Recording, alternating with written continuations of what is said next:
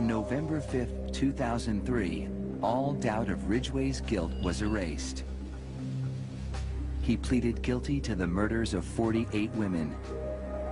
He'd made a deal to cooperate with the prosecution to provide more information on his victims and the whereabouts of their remains. In doing so, he avoided a trial and possible death penalty. Mr. Ridgway, how do you plead to the charge of aggravated murder in the first degree as charged in count 1 for the death of Wendy Lee Caulfield? Guilty. How do you plead to the charge of aggravated murder in the first degree as charged in count 2? Guilty. Guilty. Guilty. It's like he didn't have any remorse at all for what he had done. You know, he'd killed so many people, he didn't remember who they were, what they looked like.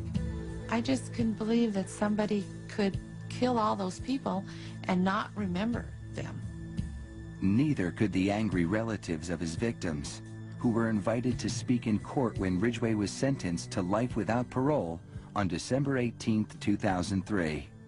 You had said your memory, when it comes to all of the women you took, was gone. Our memory is not. In your words, you said that they didn't mean anything to you, but she meant everything to us. She was a mother, she was a wife, she was a sister, and we miss her. Gary Ridgway sat there stone-faced as victims' relatives damned him and mocked him. He's an animal. I wish for him to have a long, suffering, cruel death. He's gonna go to hell, and that's where he belongs.